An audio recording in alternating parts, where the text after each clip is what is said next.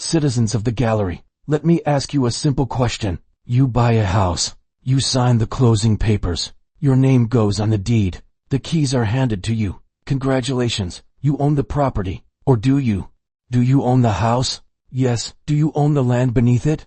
Usually. Do you own the minerals beneath that land? Maybe. Can a utility company legally dig through your yard? Possibly. Can your neighbor cross part of your property? Perhaps. Can you build anything you want? Probably not. Suddenly, the phrase "I own it" is not nearly as simple as it sounded. One of the most fundamental concepts in law is real property, not simply the physical land, but the collection of legal rights connected to that land. Because property law does not just ask whether you own something, it asks, exactly what do you own? Most people think real property simply means land. That is true, but incomplete. Real property generally includes the land itself, permanent improvements attached to it, and the legal interests associated with ownership. That may include a house, a garage, a driveway, a permanently installed fence, a swimming pool, a septic system, certain utility improvements, and other structures intended to remain permanently attached to the land. This is different from personal property. Personal property generally includes movable objects, your automobile, your furniture, your television, your computer, your clothing. Those items may be valuable, but the law classifies them differently from real estate.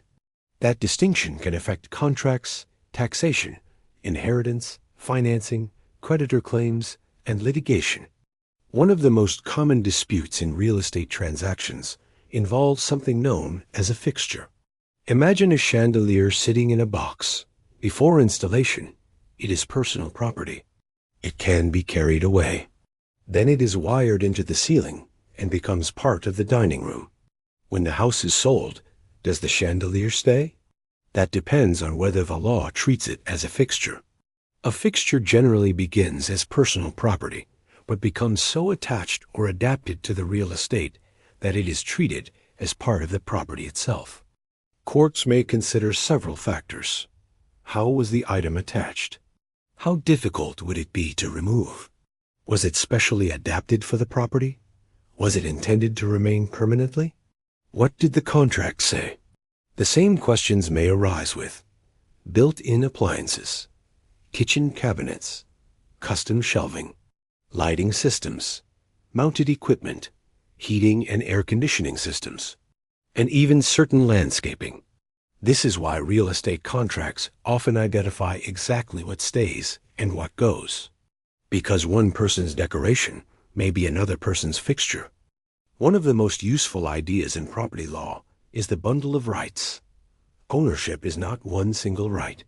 It is a collection of separate legal rights that often travel together.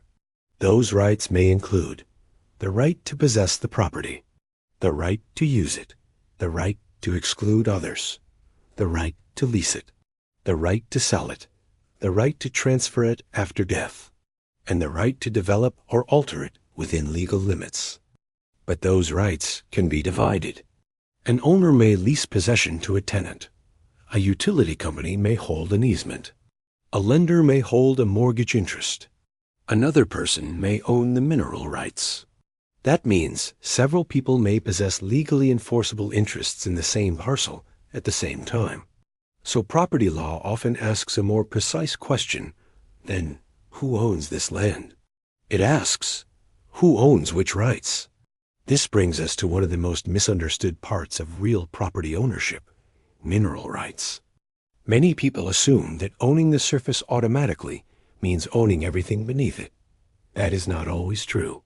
Property rights may be divided vertically. One person may own the surface. Another person may own the mineral estate beneath it. Mineral rights may include legally recognized rights to explore for, extract, lease, or profit from substances beneath the surface. Depending on the property and jurisdiction, those substances may include oil, natural gas, coal, metals, stone, salt, or other valuable minerals. Mineral rights can sometimes be sold, reserved, leased, or transferred separately from the surface estate. That means a deed may transfer the house and land while excluding certain subsurface rights.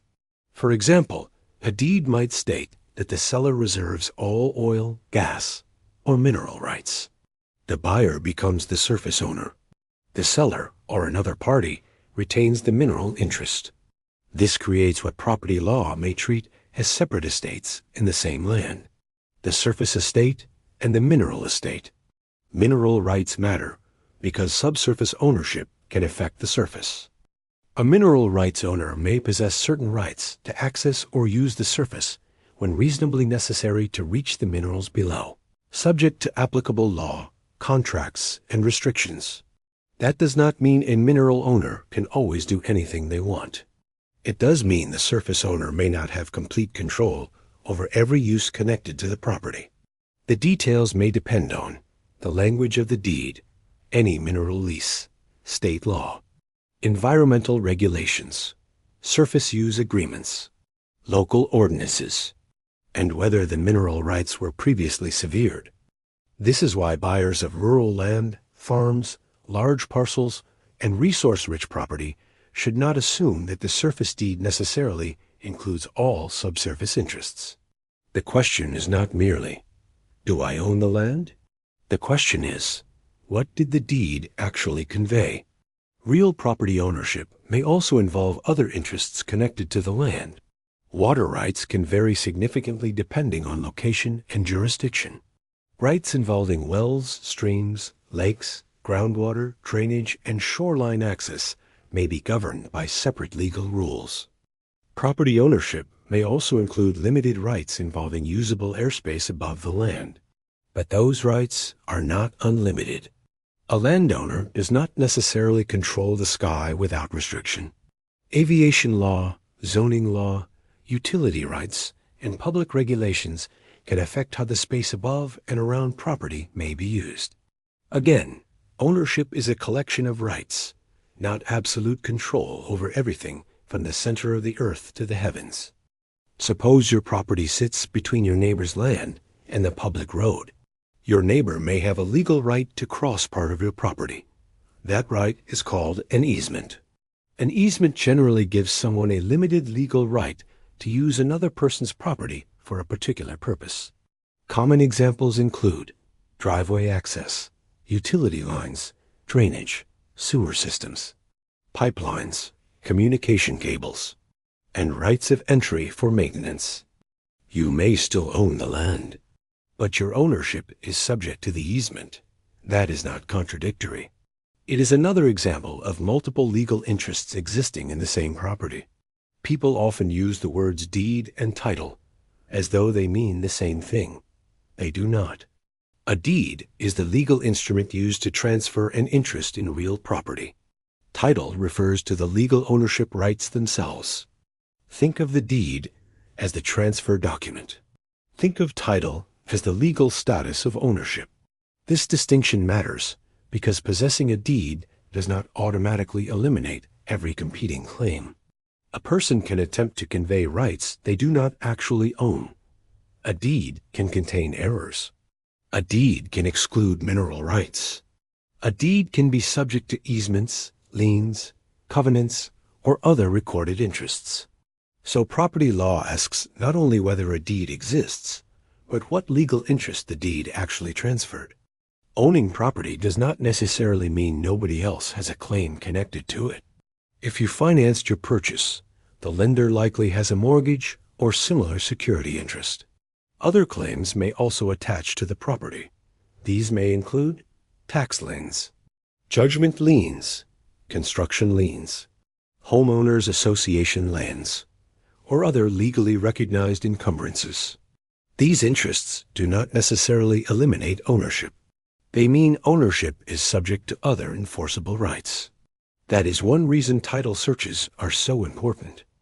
A buyer wants to know, who owns the property? Are there easements? Are there mortgages? Are there liens? Were mineral rights reserved? Are there restrictions? What exactly is being transferred? Here is another common misconception. The fence is the property line. Maybe.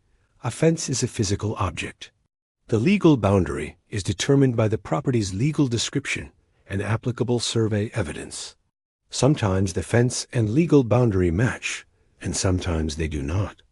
Disputes may arise when someone discovers a fence was built in the wrong location, a driveway crosses neighboring land, a garage encroaches over the property line, a shed sits partly on another parcel.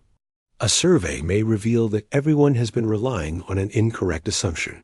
Visible landmarks can be useful. They are not always legally controlling.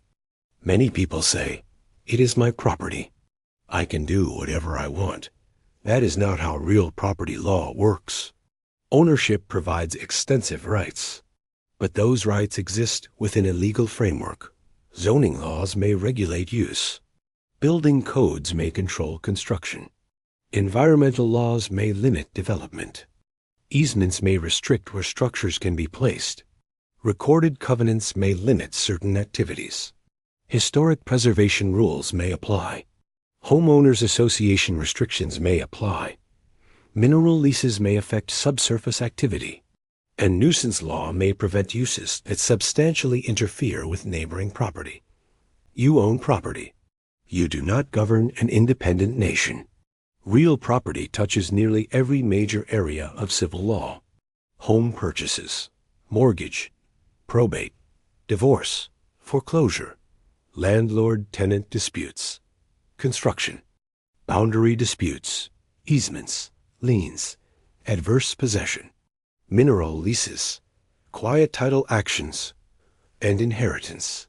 The phrase real property sounds simple, but the legal rights attached to land can be divided, reserved, transferred, restricted, financed, and litigated in countless ways.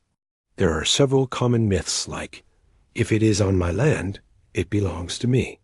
Not necessarily. If my name is on the deed, nobody else has rights. Incorrect. If I own the surface, I automatically own all minerals beneath it. Not always. If I own the property, I can use it however I want. No. The fence proves the legal boundary, not necessarily. If I own the house, every object inside it is real property. No. The classification depends on whether the item is personal property or has become a fixture. Real property is much more than dirt. It is much more than a house. It is a collection of legally recognized rights connected to land. Those rights may involve the surface, structures, fixtures, the minerals beneath the ground, the water connected to the land, the ability to exclude others, the ability to transfer or lease the property, and the ability of other people to hold easements, liens, leases, mortgages, or separate mineral interests. So when someone confidently says, "I own this property," property law asks a more precise question.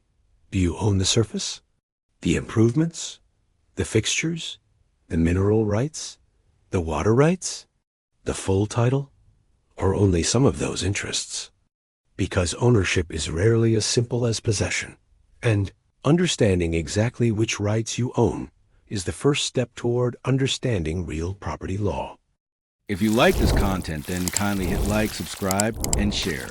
Caesar commands it.